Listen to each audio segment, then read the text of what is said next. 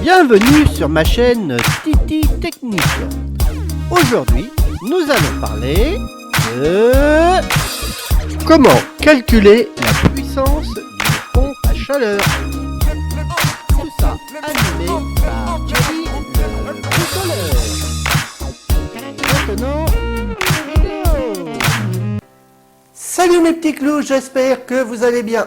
Et ben aujourd'hui, nous allons continuer ces petites formations que je vous fais sur le chauffage. Et aujourd'hui, nous allons parler de pompe à chaleur.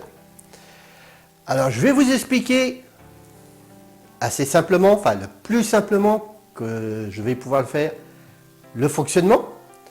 Vous expliquer comment calculer la puissance, puisque le but du jeu est quand même de savoir quelle est la puissance de la pompe à chaleur que vous devez mettre sur votre installation. Et bien évidemment, je vais vous dire où sont les pièges et ce qu'il faut faire attention et pas faire attention. Mais le but du jeu reste le calcul de la puissance. Allez, c'est parti. Donc déjà, c'est quoi une pompe à chaleur? On va remettre les lunettes. Voilà.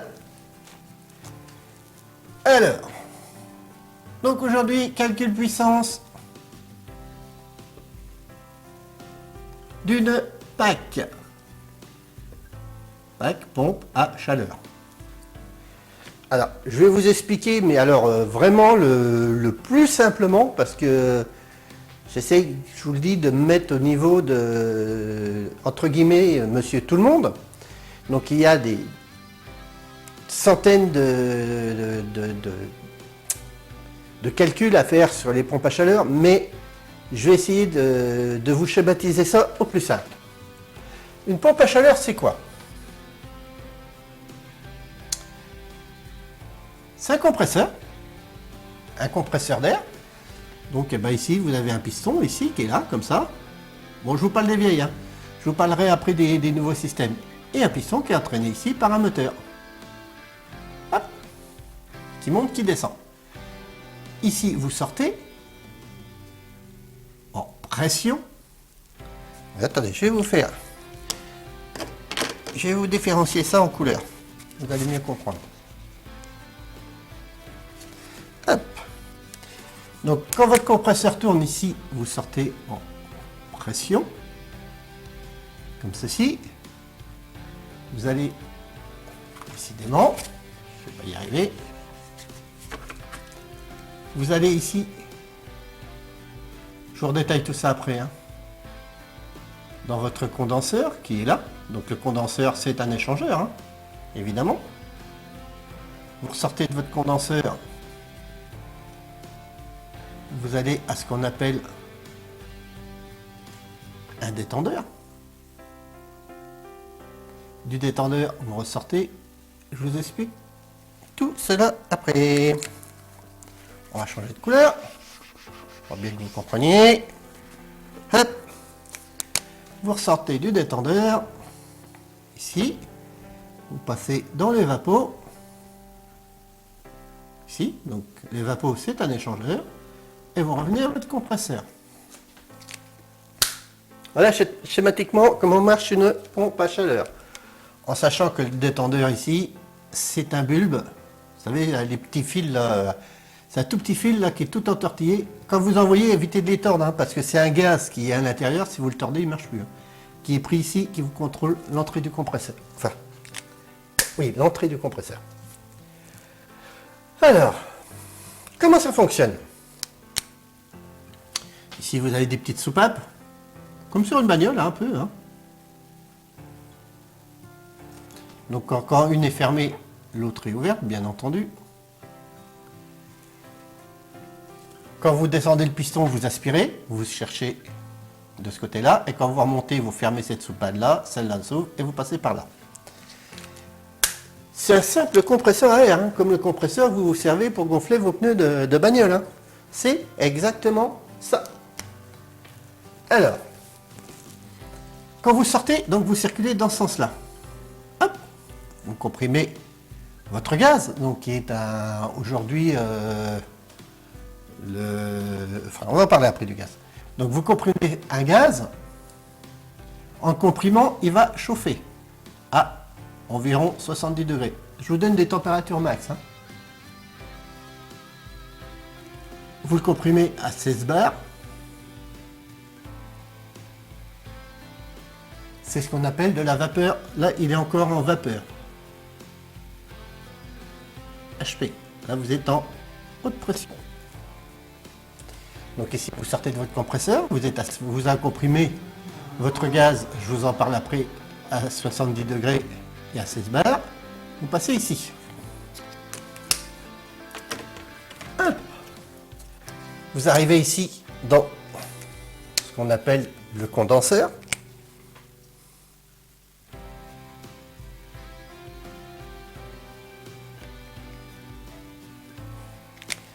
Condenseur, c'est un échangeur. Hein. Vous avez, hop, voilà, ces deux circuits. Et vous ressortez, quand vous sortez de votre condenseur, vous allez ici. Et ben, hop, où vous allez dans des radiateurs.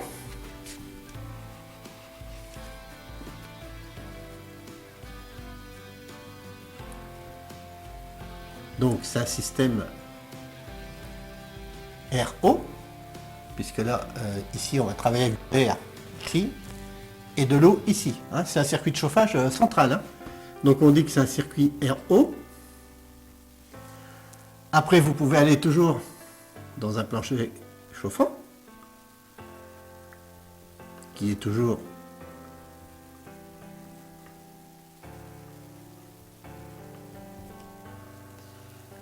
un circuit d'eau. Vous pouvez alimenter après un ventilo, ce qu'on appelle un ventilo convecteur. C'est un système RR. Donc là, vous n'avez plus de... C'est ce que vous voyez beaucoup dans le sud qui mettent... c'est de la réversible. On va venir là-dessus. Et vous pouvez alimenter aussi un ballon d'eau chaude. D'eau chaude sanitaire, hein, l'eau chaude qui vous sert à faire la vaisselle. Et hop, ici, c'est votre tour de chauffage. Voilà. Voilà en gros ce que vous allez trouver sur vos pompes à chaleur.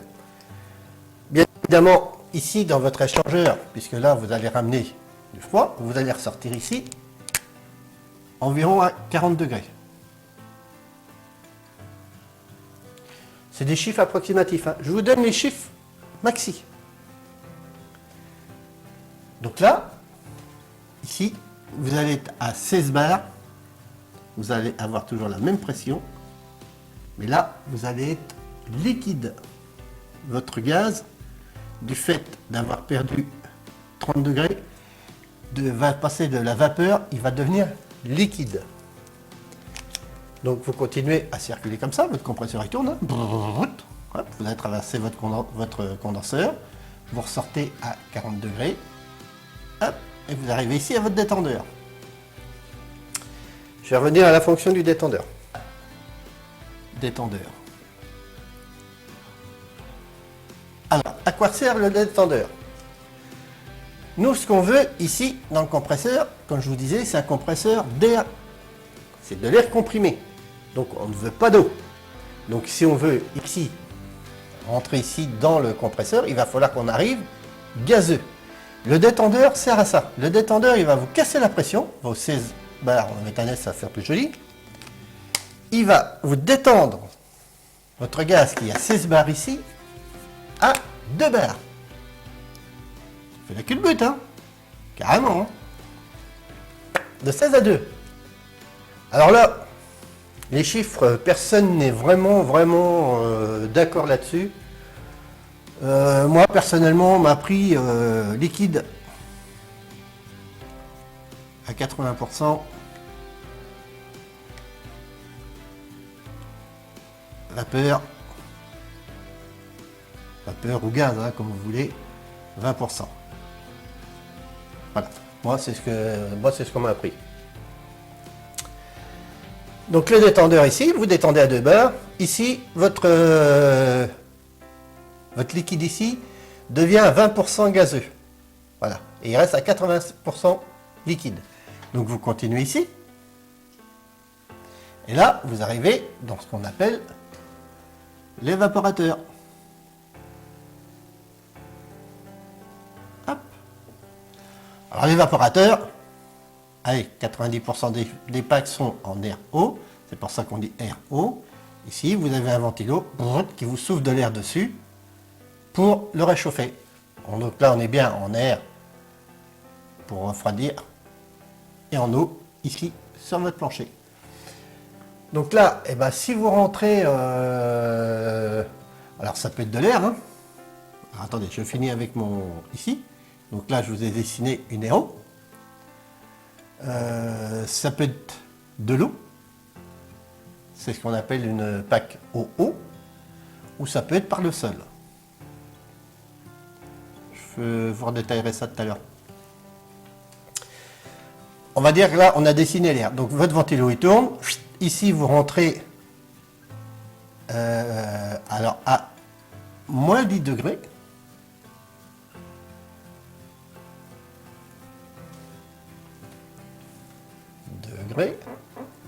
Voilà. Donc là, on a fait la culbute, hein, parce qu'ici, quand on est rentré dans le détendeur, on était à 40. Hein. On était bien à 40 degrés. Et ici, on ressort du fait de changement d'état du gaz à moins 10.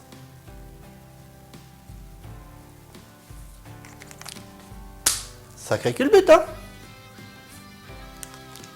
Donc là, vous rentrez ici dans votre évapo à moins 10. Vous avez de l'air soufflé en moyenne. Allez, on va prendre par... j'avais pris une moyenne de 10 degrés. Et votre air soufflé ici va vous réchauffer donc votre évapo. Et vos moins 10 ici vont devenir à peu près plus 8 degrés. On va dire avec une air ici à 10 degrés. Hein. Voilà. Donc là, ici, vous devenez gazeux ou vapeur comme certains. Voilà, vapeur ou gazeux, c'est pareil. Hein. Ça, c'est pour vous montrer comment ça fonctionne. Vous allez voir après, je suis obligé d'y venir parce que pour les calculs de rendement, il y a des choses à savoir et il n'y a qu'en ayant ce petit tableau-là que vous allez comprendre. C'est un tableau relativement assez simple. Je vous donne des chiffres sur la puissance max d'une pompe à chaleur, mais c'est à peu près dans les clous. Donc on récapitule.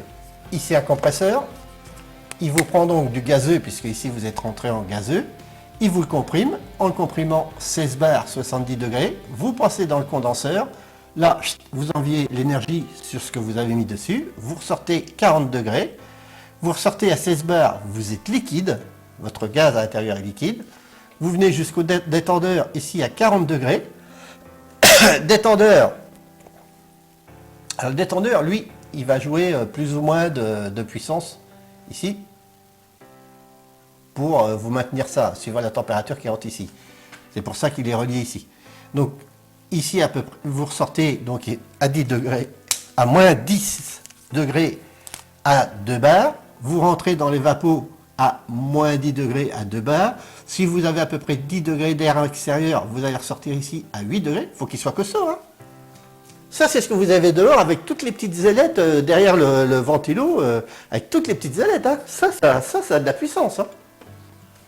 Il vous ramène 8 degrés gazeux ici. Et hop, votre gaz rentre. Il ne faut pas oublier non plus que votre gaz, il sert, bien évidemment, à vous faire votre circuit. Mais il sert en même temps à refroidir le moteur hein, et à refroidir le compresseur. Hein. N'oubliez pas que le moteur électrique qui est là, ici, comme tout moteur électrique qui se doit, ça chauffe. Ici, vous n'avez rien pour le refroidir. Les 3/4 des moteurs que vous voyez, vous avez des petits ventilos derrière à vous pousser l'air pour les refroidir. Là, il n'y a rien. Hein. C'est un circuit étanche, ça. Hein. Tiens, je vous ferai un petit aparté de là-dessus vite fait. Toutes les personnes qui ont été inondées cet hiver, ne jetez pas vos frigos, ne jetez pas vos congélateurs.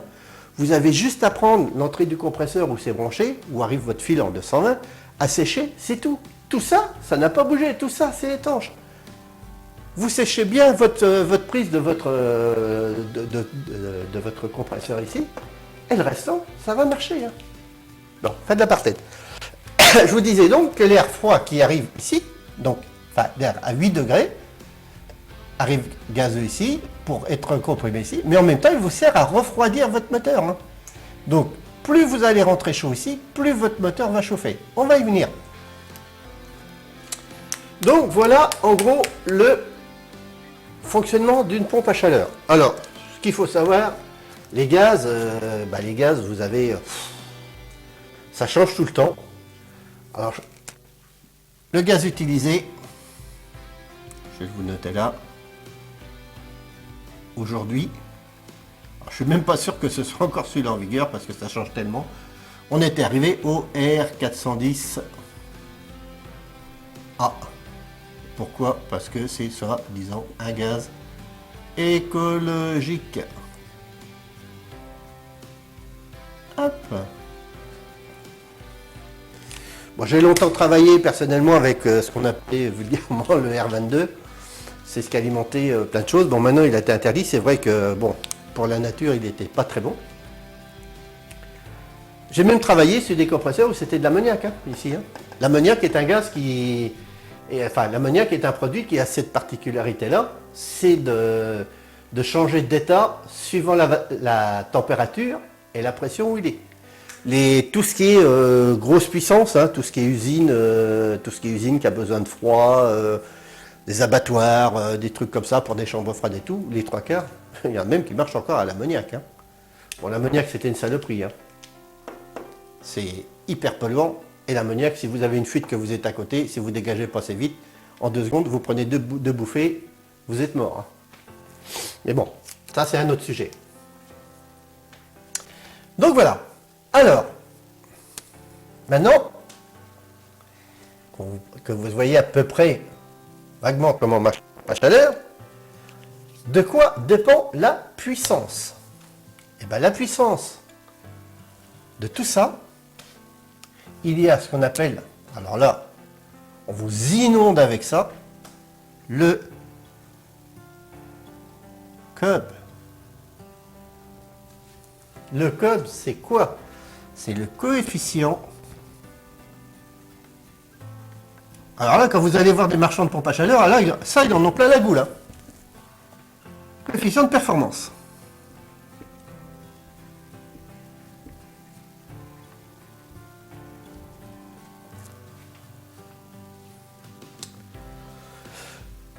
Alors là,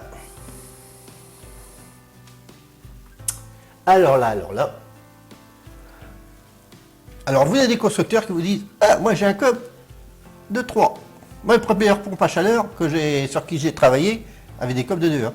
Alors maintenant, tout le monde dit « Ah, moi j'ai un CUB de 3. » C'est-à-dire qu'on considère que quand vous avez 1 kW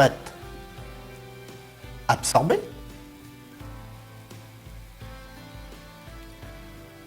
d'accord? Kilowatt absorbé, c'est qui? C'est votre moteur électrique ici. Hein? C'est ce que vous rentrez en EDF. Hein? Et bien vous ressortez 3 kW sur votre installation.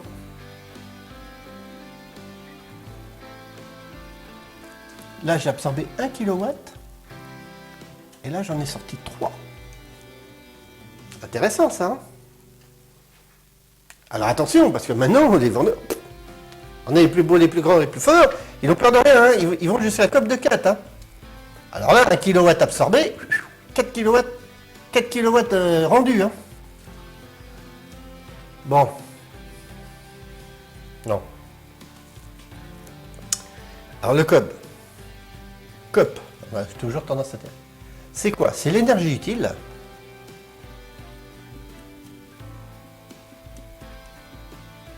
divisé par l'énergie absorbée.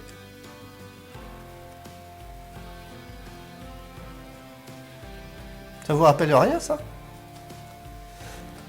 Allez voir, j'ai d'autres vidéos sorties sur des puissances de radiateurs, planchers chauffants, de chaudières.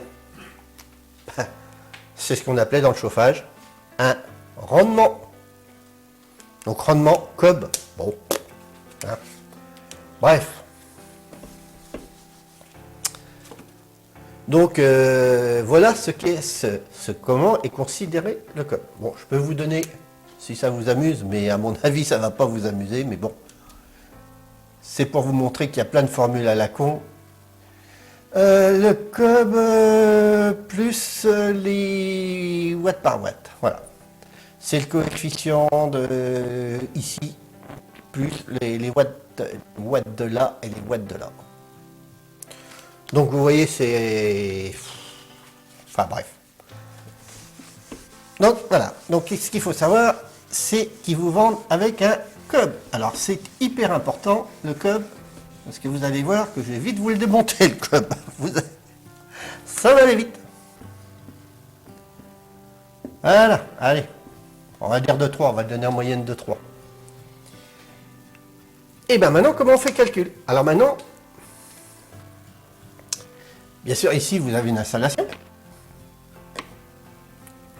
Votre installation, comme je vous le dis et je vous le répète tout le temps, elle a une certaine puissance. Votre maison, il y faudra une même puissance, que vous soyez en panneau de sol, que vous soyez en radiateur, que vous soyez en pompe à chaleur, que vous soyez en tout ce que vous voulez en chaudière.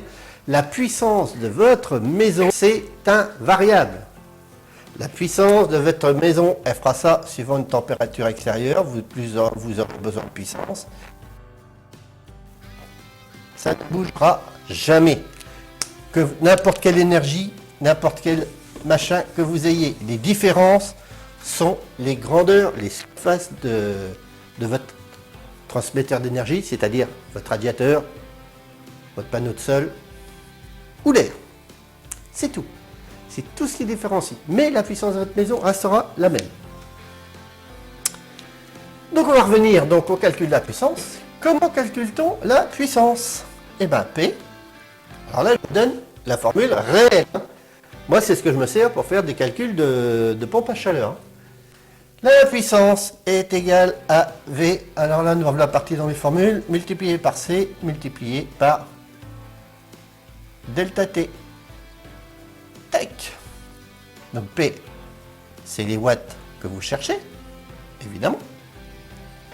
V, c'est le volume de votre maison en mètres cubes. Allez voir les autres vidéos, vous comprendrez pourquoi je fais avec les mètres cubes. C, c'est un coefficient.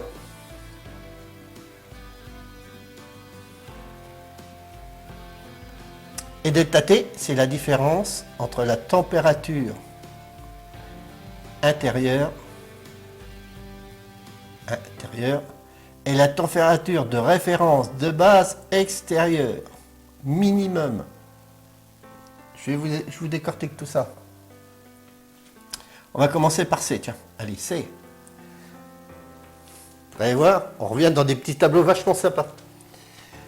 Alors, C. On nous dit que la norme RT 2012, que C est égal à 0,7. Pour la RT 2005, on vous dit que C est égal à 0,75. Pour la RT 2000, on vous dit que C est égal à 0,85. Pour la, après, bien isolé, alors là,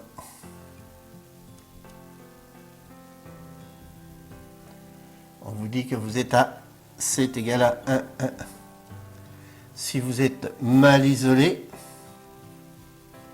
on vous dit que C est égal à 1,3. Et alors, si vous êtes très mal isolé, bon, je ne suis pas persuadé qu'il reste aujourd'hui beaucoup de maisons qui soient très mal isolées, mais bon. C'est égal à 1,6.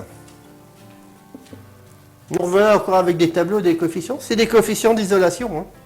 Et pas tortiller, hein. Plus votre maison sera isolée, moins il vous faudra d'énergie. Et delta T, eh ben, je vais vous prendre un exemple. Si par exemple vous voulez 19 degrés dans votre maison, donc ça c'est bien la température intérieure, donc c'est important. Hein. quand vous faites le calcul, à vous de savoir ce que vous voulez mettre dans votre maison. Si vous voulez mettre 20 degrés, faites votre calcul de puissance à 20 degrés, ne le faites pas à 19. Hein. Ça modifie les chiffres. Hein. Bon là, je vous prends 19 degrés parce que c'est la norme aujourd'hui. Et la température minimum, bah ça, vous retrouverez des petits tableaux avec les cartes de France et les zones.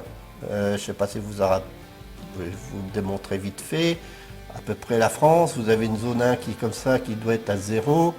Une zone 2 qui doit être comme ça, qui doit être à moins... non, attendez, je raconte des conneries.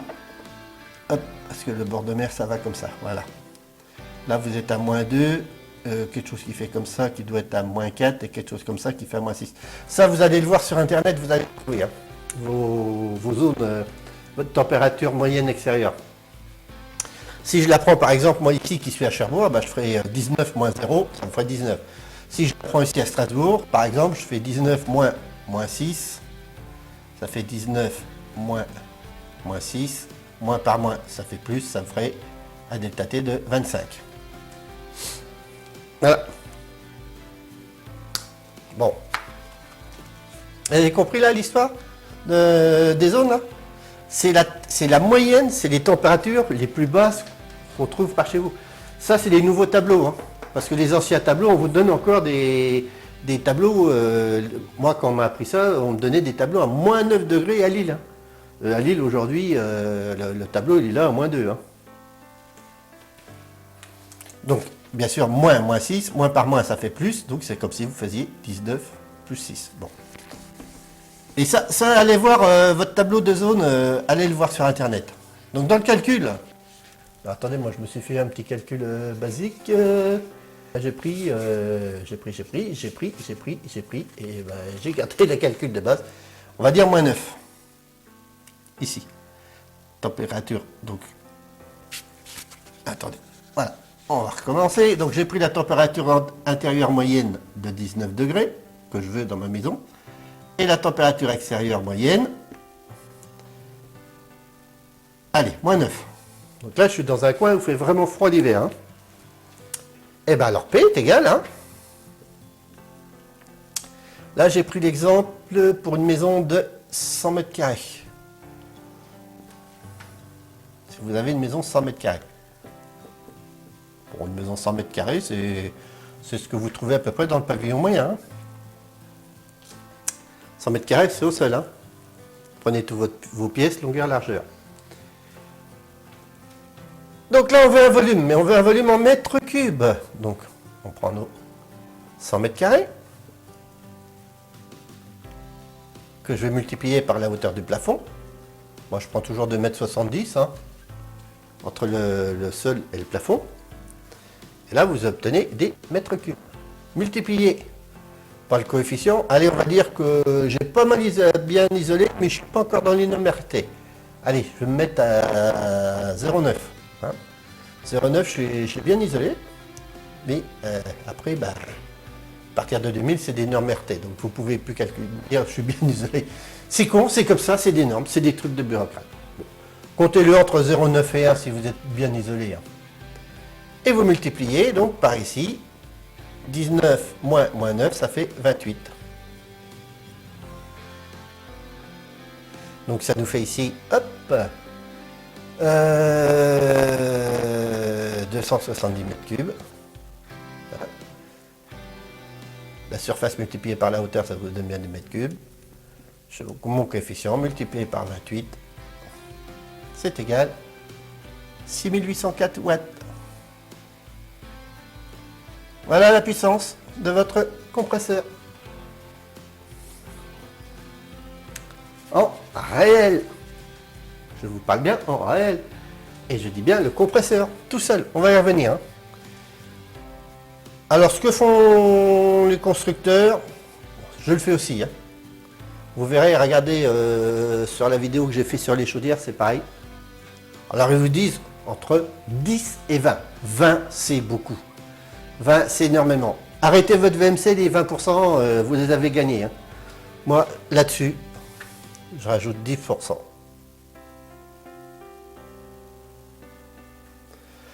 « 10%, c'est les petites pertes, les portes que vous ouvrez entre deux, les fenêtres que vous ouvrez entre deux, c'est toutes ces pertes-là.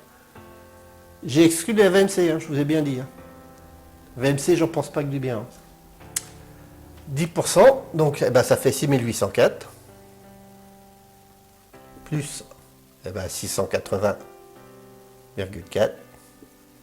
Allez, j'arrondis. Il vous faut un compresseur de 7, enfin une pompe à chaleur qui fasse 7,5 kW. Là, je suis pas 100 kW. J'ai un compte Hotmail qui se trouve dans la description. Si vous avez des remarques ou des questions, n'hésitez pas et je vous répondrai.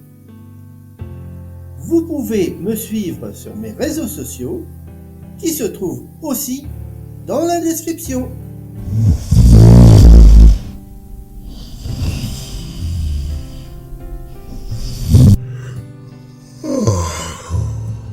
Yes! Yes! Yes! 5, 4, 3, 2.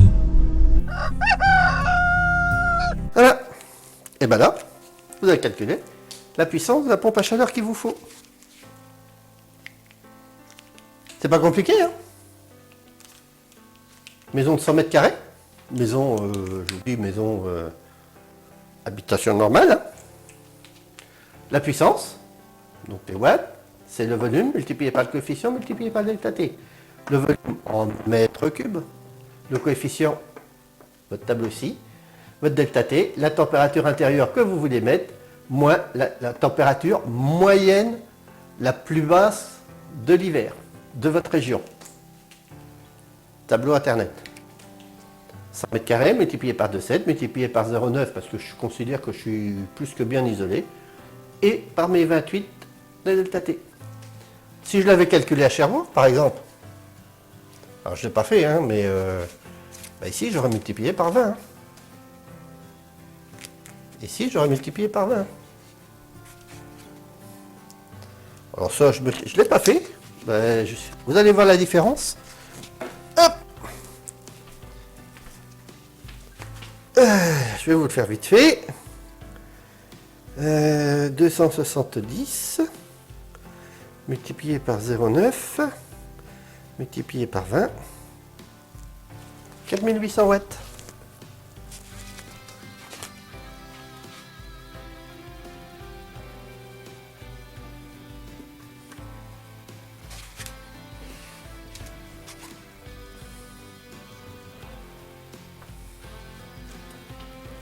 Voilà.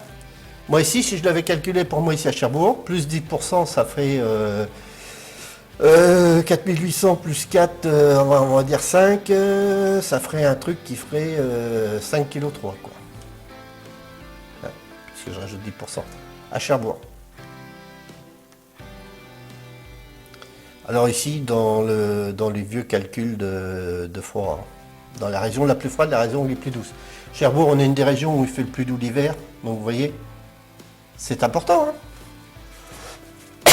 Moi, à Cherbourg, je sais qu'avec une plaque qui fera 5 kg 3, je chaufferai ma maison à 20 degrés jusqu'à 0 degré extérieur, puisque j'ai pris ici la température moyenne de 0 degré. On sort rarement en dessous de 0. Voilà. Voilà comment calculer les puissances. Bon, j'espère que j'ai été assez clair là-dessus.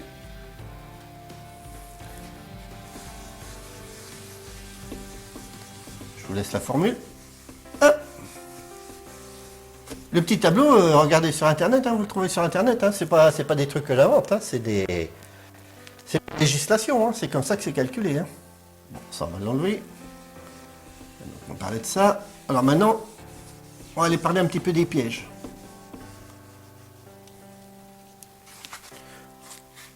Alors, je reviens ici sur la température extérieure, mais regardez, parce qu'ils sont encore sur des vieux calculs. Regardez les nouveaux calculs hein, sur les températures mini extérieures. Hein. Je dis moi ici à Cherbourg, je suis à 0. Dans les plus douces. Et je crois que Strasbourg, du côté de Strasbourg, c'est donné -6 aujourd'hui. Donc voilà. Alors, calculez toujours votre pompe à chaleur au plus juste. Pourquoi?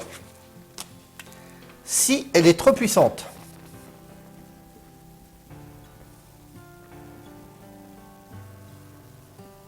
Il va se passer quoi? Si on revient par exemple à notre 7 kg, on monte un truc de 10 kg.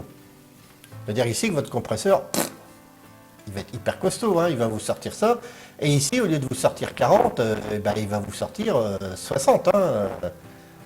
Donc, dans la chaîne, votre compresseur, qu'est-ce qu'il va faire? Il va être trop puissant, et ben, il va s'arrêter.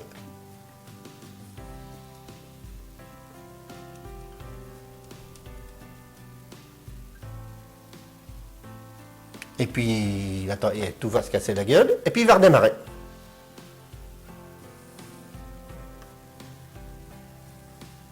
Et puis il va s'arrêter. Et puis il va démarrer.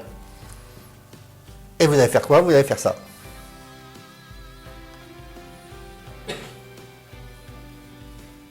Voilà. Chaud. Enfin, là, marche. Et là, arrive. Ça, c'est pas bon. C'est pas bon déjà, pourquoi? Parce que si vous faites ça, votre installation ici derrière, chauffant, enfin tout ce que vous voulez, vont faire exactement la même chose. Hein. Ils vont faire du yo-yo pareil. Hein. Donc ici, vous allez avoir des 23 voies maintenir des températures. Ici, lui, il va chercher. Et ça va être mauvais. Déjà au niveau confort, vous allez être pareil. Si vous voulez mettre 20 degrés dans votre maison, et ben votre chauffage dans votre maison, il va faire pareil. Hein, il va faire ça. Hein. Vous allez voir 20 degrés là, puis vous allez peut-être avoir que 19. Hein. Donc, à un moment, vous allez voir 20, 19, des moments, vous allez dire il fait chaud, des moments, il fait froid. Tout ça, ça va suivre. Hein. Et sachez que le pire ennemi d'un compresseur, c'est le démarrage.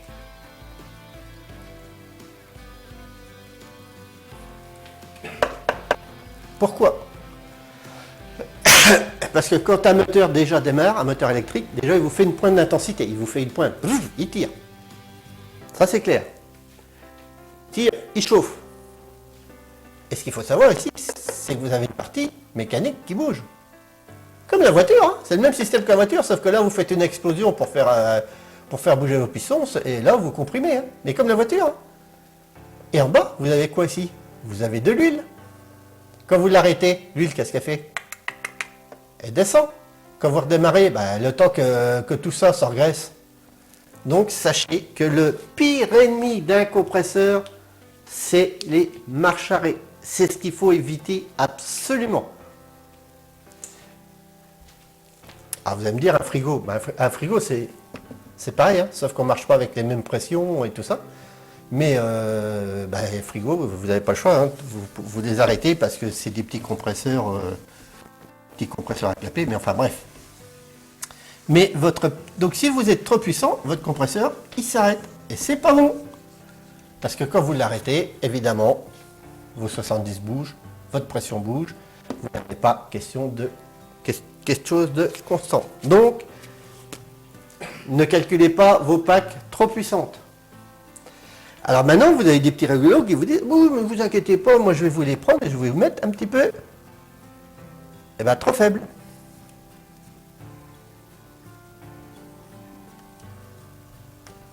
Oui, bah vous avez une pack de 7 kg, bah je vais vous en vendre une de 5 kg.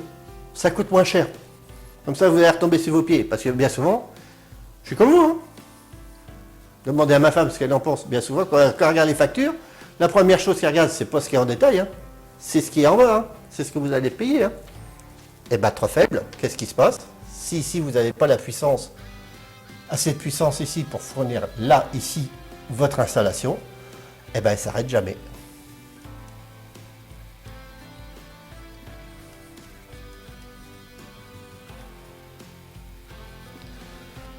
En soi, c'est pas mauvais. Hein.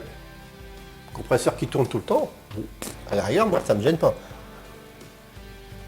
Le problème, c'est que si vous avez besoin de... on avait 7,5 kg par exemple, et si lui vous en fournit que 5, et il vous en manquera 2,5 ici, c'est-à-dire que vous n'aurez jamais votre température dans votre maison. Donc, calculez toujours votre pompe à chaleur au plus juste.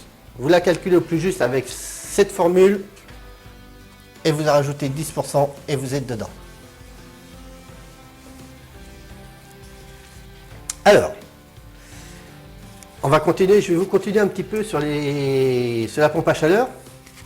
Donc l'idéal, bien sûr, c'est les planchers chauffants. Parce que le plancher chauffant, vous n'avez pas besoin. Regardez, j'ai une vidéo là-dessus sur les régulations, sur les planchers chauffants et sur les radiateurs. Sur un plancher chauffant, le maximum que vous allez rentrer, c'est à environ 40 degrés. Je dis bien environ. Allez, on va pas chipoter dans les chiffres. Il y en a qui vont encore critiquer ça, mais bon. N'oubliez pas, je vous fais du truc pour vous expliquer. Je ne suis pas là pour faire de la norme. Dans du radiateur, alors là, on entend des conneries, parce qu'il y en a qui vous disent, j'ai une vieille chaudière, j'ai une vieille installation, il me faut une PAC hyper costaud, parce que faut qu'elle monte haut ici, parce qu'il me faut 70. Non. Un radiateur, c'est 60 degrés, sa température maxi, avec un delta T de 10. C'est-à-dire que quand vous mettrez 60 degrés dans un radiateur avec un delta T de 10, vous aurez la puissance nominale de votre radiateur. Si un radiateur fait 3000 watts, à 30 degrés, je schématise, mais il fera avec 1500 watts et il fera 3000 watts. C'est pas la peine de monter des radiateurs au-dessus de 60 degrés. Et quand on vous dit des radiateurs haute température, parce que des chaudières montaient à 80, donc il fallait que les radiateurs soient à 80, c'est de la connerie. Il n'y a jamais eu de radiateur calculé à 80. C'est des chaudières. Bon.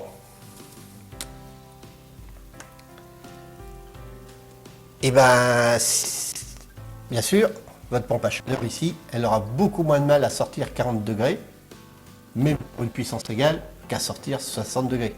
Obligatoirement, si vous rentrez ici qu'à 40 dans vos radiateurs, ici, vous ressortirez à 20, un petit peu plus froid, et ici, vous aurez moins besoin d'air, et ce sera une chaîne sans fin. Alors, si vous voulez améliorer votre pompe à chaleur, vous avez deux solutions. Quand vous êtes en radiateur, je vous parle. Ou c'est bien d'isoler votre maison. Si vous avez une vieille maison et que vous passez par exemple de chaudière à pompe à chaleur, isolez. Isolez, mettez du double vitrage. Alors vous me dire, oui, c'est argent, mais vous retombez vite sur vos pieds, croyez-moi. Ou alors, si votre maison est bien isolée et que vous voulez descendre cette température-là, mettez des radiateurs plus grands.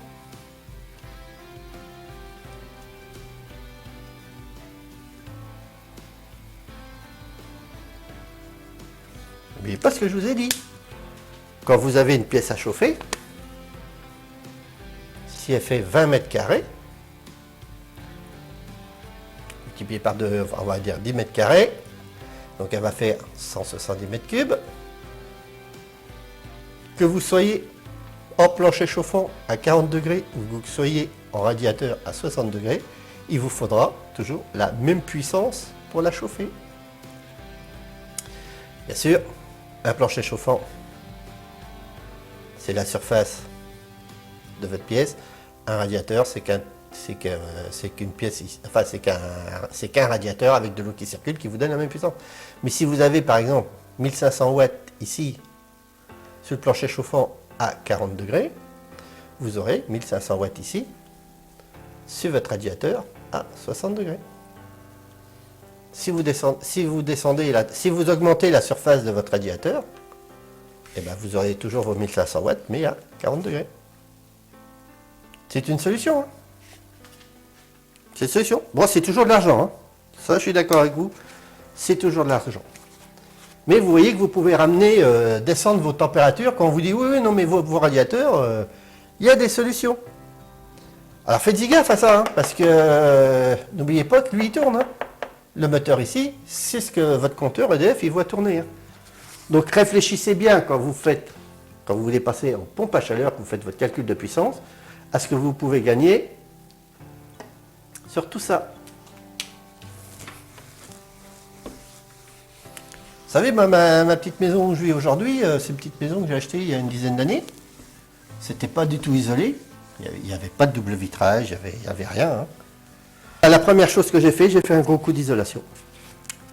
J'ai isolé tous les murs, j'ai changé toutes les portes, j'ai changé toutes les fenêtres, j'ai isolé tous les murs, j'ai recalculé tous mes radiateurs, j'ai mis tous mes radiateurs à puissance. Bon, moi je ne suis pas en pack, mais je suis en chaudière gaz. Et croyez-moi que sur l'économie de chauffage, vous le voyez. Bon, ça c'était un petit aparté.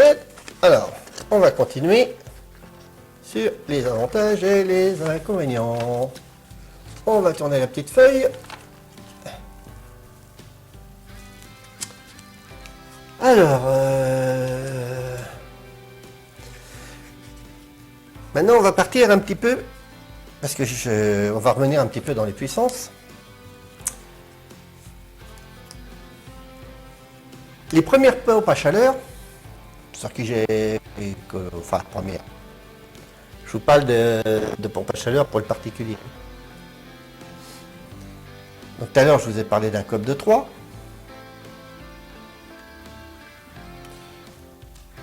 Ben, ce qu'il faut savoir, c'est que le COP de 3, votre pompe à chaleur, elle l'avait entre 8 degrés et 12 degrés extérieurs.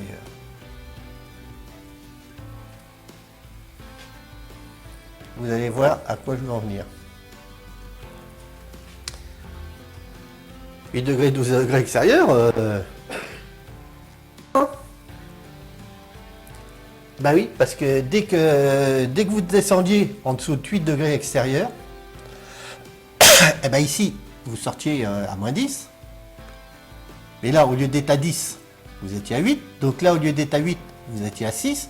Donc là, vous rentrez à 6 degrés. Donc votre compresseur, lui, il bouline, il a quand même une certaine puissance. Donc là, eh ben, là les 6 degrés que vous avez perdus, vous les avez perdus là, ici, en sortie. Vous n'allez plus faire du 70 degrés, mais vous allez faire du 60, allez, on va suivre bidon 65. Si vous êtes à 65 degrés, vous n'avez plus 16 bars, puisque les deux sont liés. Quand vous allez ressortir ici, évidemment, vous allez être plus bas, vous êtes plus bas en pression. Ici, vous allez détendre, et bien, au lieu de détendre à moins 10, vous allez peut-être détendre à moins 15. Ici, votre détendeur, lui, il va essayer de vous détendre, il va bosser pour essayer de vous détendre à 2 bars. Mais comme ici, vous allez rentrer à moins 15, vos moins 8 ici, qu'est-ce qu'ils vont faire? Eh bien, ils vont continuer à descendre, et plus vous allez descendre en température extérieure, et plus le problème va s'aggraver. Et plus vous allez perdre la puissance. C'est-à-dire que votre cob, en dessous, si vous avez par exemple, ici, 8 degrés, 12 degrés extérieur, à votre cob de 3, à partir de 8 degrés, et vous finissiez un COP de 0. Et je vous garantis que ça va vite. Hein. Les évapos qui se mettaient à givrer, sur les premières, c'était ça. Hein. Et je peux vous dire qu'il y en avait un paquet qui givrait. Et quand vous montiez en température, ben, l'effet était inverse. C'est-à-dire que là, vous rentriez plus chaud. Donc votre détendeur, lui, qu'est-ce qu'il faisait? Il faisait l'inverse. Et ici, ben, pour vous maintenir, bon, les 70 et 16 bars, vous les aviez. Mais par contre, ben, votre cob, il se pétait la tronche, parce que ici, ben, et votre cob, à plus 12, il faisait ça. Non, moins vite quand même. Allez, ne soyons pas vaches. C'était quand même moins violent. Disons que ça faisait plus ça. Voilà. C'est-à-dire que votre pompe à chaleur est efficace entre 8 et 12 degrés. Ah, ça fait peur, ça. Hein. Alors attendez. Là, je vous parle des vieilles pompes à chaleur, pas des vieilles. Des trucs qui sont sortis, allez, on va dire, il y a une quinzaine d'années, 15-20 ans. Alors aujourd'hui, avec le gaz, elles ont amélioré.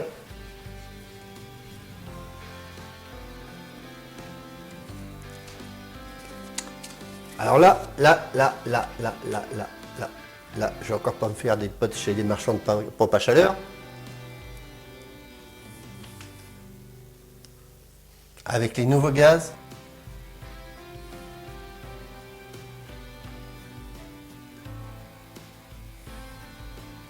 nouvelle conception, 5 degrés. vous garderez votre cob de 3. À peu près. Hein.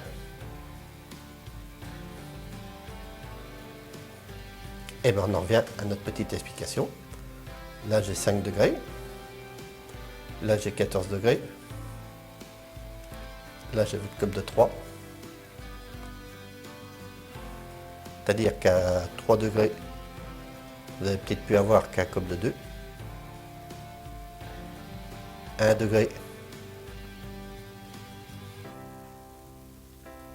Vous allez avoir un cob de 1. Et en dessous de 1 degré, vous allez avoir un cob de 0.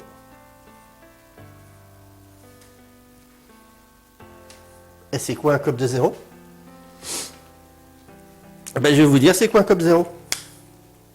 Un cob de 0, et ben, c'est, vous savez, on parlait des vieux radiateurs électriques qui bouffaient de la chaleur, les grippins. Et ben là, avec votre compresseur, vous faites un grippin. Là, les kilowatts, et ben là, vous les mangez. Et 14 degrés, alors, c'est beaucoup plus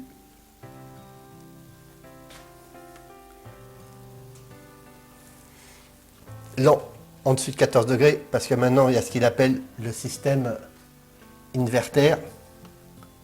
Alors, quand vous posez la question à votre... quand vous allez voir pour une pompe à chaleur, demandez déjà si elle est inverter. Inverter, c'est-à-dire qu'on fait une régulation ici sur le compresseur. C'est-à-dire qu'on modifie, mais alors là, vous n'êtes plus... les inverters sont plus à piston, c'est des compresseurs à vis. C'est une autre conception. C'est vieux, ça marche bien. Ça marche. Compresseur à vis, ça marche beaucoup sur les compresseurs industriels, les compresseurs d'air comprimé hein, pour les usines. Donc on modifie la vitesse.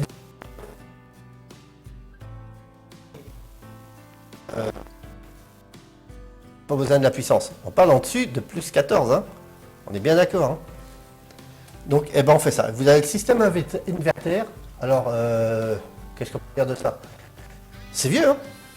Vous savez qui c'est qui a inventé ça? Toshiba.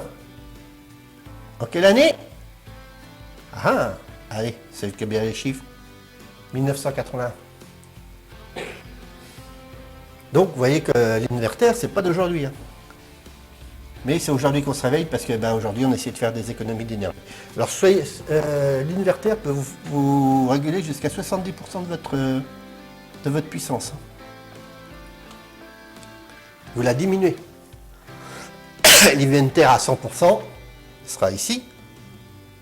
Voilà, là vous êtes en inverter à 100%. Hein.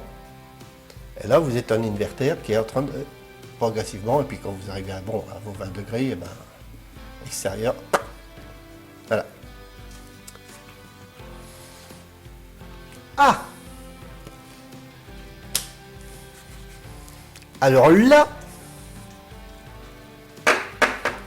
je viens de casser la tronche à plusieurs fabricants. Hein. À mon avis, dans les commentaires, il y en a qui vont crier au scandale. Mais j'ai pas fini. J'ai pas fini. Parce que quand vous allez chercher une pompe à chaleur, déjà, vous saurez calculer votre puissance. Donc vous allez demander à votre vendeur si déjà il y a une inverter pour éviter que votre pompe à chaleur, votre cob se pète la tronche quand vous êtes dans des températures douces. Et après, vous avez deux choses dans les packs. Vous avez ce qu'on appelle alors les monovalentes,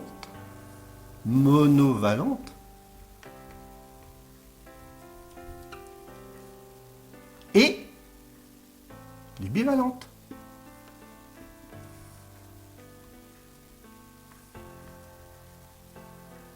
Alors ça fait riche. Hein. Vous allez voir un mec qui dit « Je vais une pompe à chaleur ». Alors le gars, il va déjà vous emmener dans des chiffres comme ça. Déjà là, vous avez perdu. Il va vous parler de cob. Alors là, il va encore vous tuer. Il va vous parler d'inverter. Vous n'allez plus rien comprendre. Il va vous parler de monovalente ou de bivalente. Alors là, c'est fini. Vous êtes cuit. Puis maintenant, ça vous savez, ça vous savez, ça vous savez. Alors, qu'est-ce qu'une monovalente, qu'est-ce qu'une bivalente?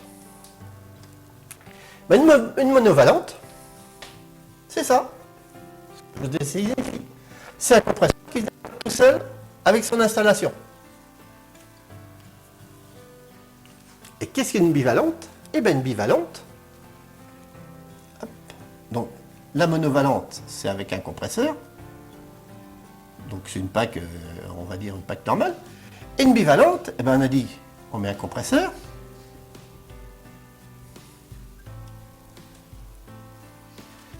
Et puis, eh ben, avec l'inverteur, allez, on va dire, ici on marche pas trop mal, mais là on marche plus bien. Ben, moi j'ai trouvé la solution. Bivalente, je vais vous mettre, comme dit le mot bi, eh ben, je vais vous mettre des résistances. Des résistances électriques. Hein. Résistance électrique, c'est votre four, c'est tout ça. Ben, c'est-à-dire qu'ici, là, je vais mettre des résistances. Hop. On va dire par exemple si ici, alors là je vous donne des chiffres bidons. Hein. Si par exemple il me fallait 5000 watts, qu'ici que j'en avais plus que 4000, eh ben j'ajoute une résistance de 1000. Et si comme mon compresseur il se pète encore la tronche, eh ben si là j'ai plus que 3000, avec mon compresseur, eh ben, je vais mettre 2000 watts de résistance. Je vais mettre de résistance de 1000 par contre. Et puis quand je vais ici tout en bas, que mon cop il va être à 0, et ben je vais avoir la puissance de mon compresseur. Donc vous avez toujours besoin de vos 5000 watts. Hein. Et ben hop, on va dire qu'ici je suis descendu à 2000. Et ici je vous ai mis 3 résistances de 1000 watts. Alors ça, vous habitez dans une zone où il fait froid. Les zones ici à Cherbourg, à la rigueur, ça je m'en fous. Hein. Parce que ça, je l'aurai rarement. À la rigueur, même si j'ai un matin où ma pompe à chaleur perd d'un cob, bon, je sais que c'est un matin au lever du jour.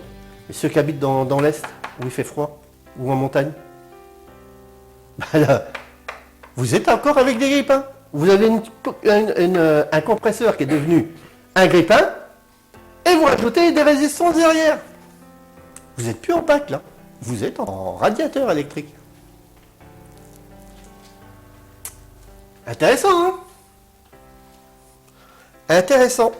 Donc, méfiez-vous de cela. Quand vous allez demander la puissance de votre pompe à chaleur, demandez si elle est bivalente, jusqu'à combien elle est capable de vous chauffer sans les résistances électriques.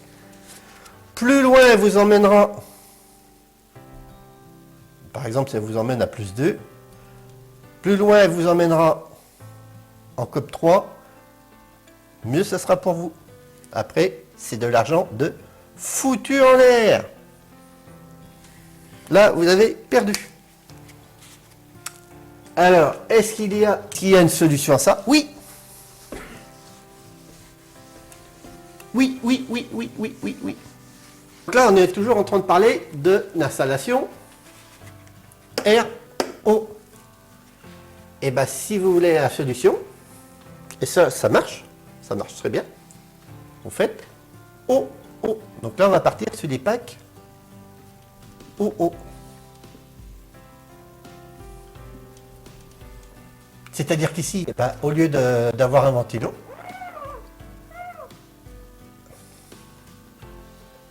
voilà, et bien ici, je vais avoir un échangeur, comme ici, hein, pareil.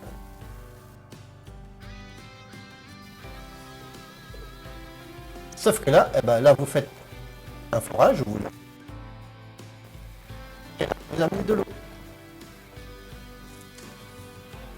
Sachez que notre forage est à peu près à 8 degrés. 8 degrés, ça vous fera rentrer ici. À 10 degrés dans votre pack. Là, vous êtes toujours dans la course. Et l'avantage de ça, c'est qu'il fasse moins 10 ou qu'il fasse 30 degrés dehors, votre eau de forage, elle est toujours à 8 degrés. Et ça, c'est une PAC OO. Si j'habitais dans l'Est, personnellement, je me pencherais beaucoup sur ce problème-là. Là-dessus, les PAC OO. L'avantage, je vous dis, l'avantage, c'est que ici, vous ne descendrez jamais. Alors, si vous avez un étang, attention, un grand étang, hein, vous pouvez le faire. Hein. Ça marche aussi, vous pouvez faire toujours un circuit haut. Hein. Si vous avez, alors après, ce qu'il a appelé par le sol, alors pas le sol, je vous le déconseille, hein, ils vous mettent le panneau dans, ils vous l'enterrent hein, chez vous, et ils disent que c'est la terre qui vous le refroidit. Vous pouvez rien planter, déjà, et le rendement au fur et à mesure des années, par tout ce qui est dans le sol, ça se casse la gueule à une vitesse grand V. C'est-à-dire que votre échange n'est plus bon. Si votre échange n'est plus bon, vous remontez à température là, vous remontez à température là, et vous êtes reparti dans des trucs à la con. Dans un étang, ça marche. Hein. J'ai un copain à moi qui avait acheté une ancienne laiterie, et pour faire un loft, il avait fait son loft. Et il avait une rivière qui passait dedans, et j'y avais fait, moi, les calculs, parce qu'il voulait passer en pack. Et moi, je voulais des échangeurs, il fabriquait, hein, avec du cuivre, des échangeurs à mettre carrément dans la rivière, et me servir de la rivière pour me réchauffer ici mon évapo. Ça aurait marché, hein. Bon, le coût financier était... Mais attendez, l'ancienne laiterie, hein, c'était avec la surface. Il a préféré partir sur autre chose, à mon avis. Enfin, à mon avis. Aujourd'hui, il pleure. Hein. Donc, par le sol, évitez, je vous dis, les rendements, parce que la terre se décolle des tuyaux à un moment, et le rendement se casse la gueule vite fait. Mais la PAC haut, à l'est, dans l'est, ça marche. Hein. Là, votre PAC, elle gardera toujours son club. Hein. C'est l'idéal. C'est l'idéal pour faire du chauffage. La maison où j'habitais avant, j'avais une ancienne maison en pierre, hein, avec des murs de 1 mètre. Et j'avais l'avantage, c'est que j'avais un puits. Un puits avec un énorme débit. Vous savez pas? Moi, je me l'étais fabriqué. Hein. J'avais fabriqué ma propre chaleur moi-même. Hein. Je m'étais acheté mon compresseur. Je m'étais fabriqué sur des fûts de 200 litres. Hein. Je m'étais fabriqué mes échangeurs. Alors, bien sûr, un gros tuyau et un petit tuyau, puisque là, le gros tuyau, je passais l'eau. Et le petit tuyau, je passais mon gaz. Un détendeur. Et hop, sur un fût de 200 litres, je m'étais fait mon échangeur d'évapo. Alors ça, je l'avais calculé. J'avais fait ça avec un frigoriste, hein, un vrai frigoriste. Hein. Et on avait pris sur mon puits. C'est-à-dire que j'avais mis une pompe dans mon puits qui me ramenait l'eau et qui me faisait circuler ici, dans mon évapo. Et j'avais une maison, j'avais un F5. J'avais une PAC qui faisait 6 kg. Et à Cherbourg, j'ai toujours étalé. J'ai jamais fait de rajout d'aucun radiateur, de rien. Et j'ai toujours étalé avec ma petite PAC. Bon, malheureusement, j'ai vendu la maison et j'ai vendu la PAC avec. Mais bon, qui était une PAC... Et ça marchait bien. Et je peux vous dire qu'au niveau chauffage, vous y gagnerez. Ce qu'il faut, c'est que vous mainteniez votre cope de 3 ou 4, si vraiment votre PAC peut le faire. Alors bien sûr, en eau, si vous faites un forage, c'est encore de l'argent. Ça, c'est clair. Mais vous avez vu la vitesse, je vous ai montré tout à l'heure la vitesse où ça se pète la tronche, là. Hein. Croyez-moi que vous allez vite le récupérer. Et sachez que si vous faites un forage, vous pouvez mettre votre eau froide de votre maison aussi sur le forage. Hein. Bon, les législations ont changé parce qu'à un moment, ça se faisait beaucoup. Et comme ils ont vu que beaucoup de gens faisaient leur forage et qui s'en servaient aussi pour la flotte de la maison, la législation a changé. Donc ils ont un petit peu durci les lois là-dessus. Mais renseignez-vous. Hein. Dans les zones froides, pensez à l'eau eau. Posez la question à votre vendeur. Bien sûr, il va grimacer, hein, parce que pour lui, c'est beaucoup plus compliqué. Hein, c'est beaucoup plus de temps à passer. Hein. Ça va être plus cher aussi. Et puis, il nous reste les RR.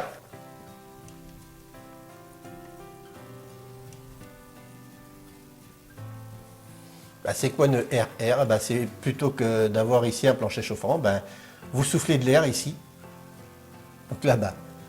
Alors les RR, bien sûr, on va enlever celle-là. On va remettre ici notre ventilo. Hop. Donc ici dans les vapos, vous passez votre produit froid et vous le réchauffez avec un ventilo. Et ici, vous amenez votre produit de froid qui est hyper chaud ici et avec un ventilo, vous soufflez votre maison, non, votre air dans la maison. Ça marche pas mal. Bon, ça marche pas mal. Vous voyez beaucoup les gens mettent dans la maison dans le sud, hein. Ils mettent ça à l'intérieur de la maison. Et l'avantage, c'est que vous pouvez les inverser. C'est-à-dire que l'été, vous faites du chauffage. Et l'hiver, vous faites du chauffage. On va y arriver. L'hiver, on fait du chauffage. L'été, vous faites de la clim. Vous inversez les volets. Vous venez chercher votre ventilo qui souffle ici, dans la maison, et voilà. Tout simplement, vous faites du froid. Je crois que ce soit la majorité de ce qui se vend. Bien que dans le sud, on en voit beaucoup, hein. Mais voilà, bon, fallait savoir que ça existe. Alors les calculs sont un petit peu différents parce qu'après vous travaillez plus sur des volumes d'eau ici, mais vous travaillez sur des volumes d'air. Je ferai peut-être une petite vidéo sur les calculs de chauffage par les... Ouais, il faudrait que j'essaie de vous faire ça, par les volumes d'air. Ça me permettra de parler des VMC, vous dire ce que j'en pense. Bon, quoi dire de plus? Si, ils ont fait une petite amélioration. Alors, aujourd'hui, quand votre cob, je vais revenir un petit peu en arrière, on va dire plus 5, quand votre cob faisait ça, votre évapo ici, qu'est-ce qu'il faisait? Il prenait en glace. Donc ce qu'ils font, je ferai une vidéo sur le fonctionnement exact des pompes à chaleur un peu plus précis. Ce qu'ils font, on inverse le système de temps en temps, quand ici, si ça commence à geler, parce que si ça gèle ici, bien évidemment, vous ne circulez plus. Si vous ne circulez plus, vous arrivez plus froid ici, et là, toute la chaîne suit. Hein. N'oubliez pas que tout ça, c'est... Là, les températures que je vous ai mis, c'est les températures idéales pour une PAC. Hein. Mais une température ou une pression qui bouge, toute la chaîne bouge. Hein. Ce qu'ils ont fait, de temps en temps, ils font une inversion. Ça, je vous expliquerai comment ça marche quand je ferai la vidéo sur comment fonctionnent les pompes à chaleur. Et on envoie le chaud dans les vapos, on tourne à l'envers. On envoie le chaud dans les vapos de manière à le dégivrer. Vous allez le dégivrer, bien sûr. Mais s'il continue à faire froid, dès que vous allez repartir en sens normal, il va givrer. Hein. Donc votre évapo, il va faire ça. Givrer, dégivrer, givrer, dégivrer, givrer, dégivrer. N'oubliez pas que quand vous partez en marche arrière, tout le temps que vous dégivrez votre évapo, ça, c'est des calories foutues dehors.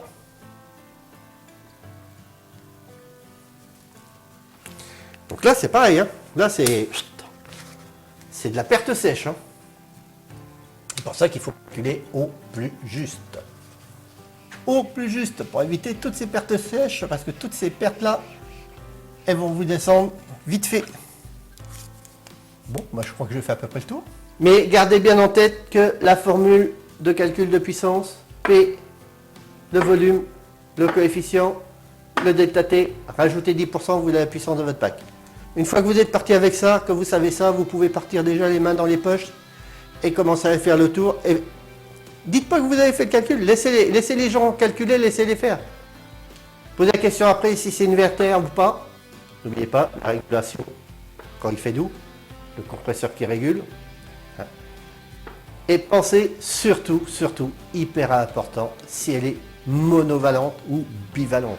On vous endort avec des grands termes, sachez que si elle n'étale pas, ici, quand on vous rajoute des résistances, vous êtes mort, vous avez perdu toutes les économies, tout ce que vous pensiez gagner sur le pack. Voilà. Bon, je pense que j'ai fait à peu près le tour de ce qu'il fallait savoir pour la puissance. C'est vrai qu'il y a beaucoup de choses qui sont liées.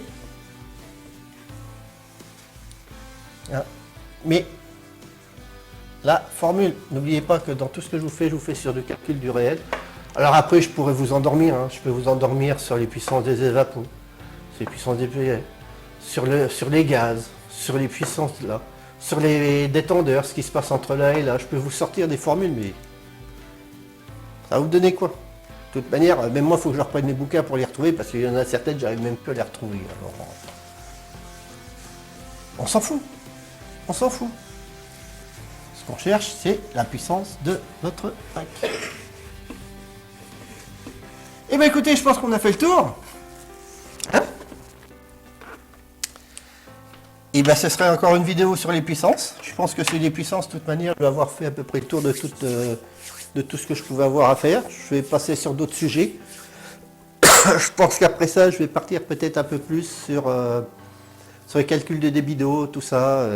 Et j'ai encore plein de vidéos à venir hein, sur le chauffage. Je vous dis, c'est un gros sujet, un très vaste sujet où il y a plein de choses à savoir. Bon après, quand vous êtes dedans, ça va vite parce que quand vous voyez une installation, aussitôt vous dites vous prenez les calculs approximatifs ou des calculs vrais quand vous avez des doutes, comme je vous fais, et après vous retombez sur vos pieds. Eh bien écoutez, je pense qu'on va avoir fait le tour de cette petite vidéo calcul de puissance de pompe à chaleur. N'oubliez pas, si cette petite vidéo vous a plu, mettez-moi un petit pouce bleu. Si vraiment ça vous intéresse, n'hésitez pas à vous abonner. Plus j'aurai d'abonnés, plus ma chaîne grandira. Et plus ma chaîne grandira, plus je vous ferai des vidéos. Et bien en attendant, mes petits clous, je vous dis à la prochaine dans une prochaine vidéo. Salut! Alors c'est pas fini, car il reste encore deux petites choses. Si vous avez aimé cette vidéo, alors mettez un petit pouce bleu. Et si vous êtes fan, n'hésitez pas à vous abonner. Ceci est vraiment la fin de la vidéo. J'espère qu'elle vous aura plu et qu'elle vous aura aidé. Et je vous dis à bientôt mes petits clous pour dans une prochaine vidéo.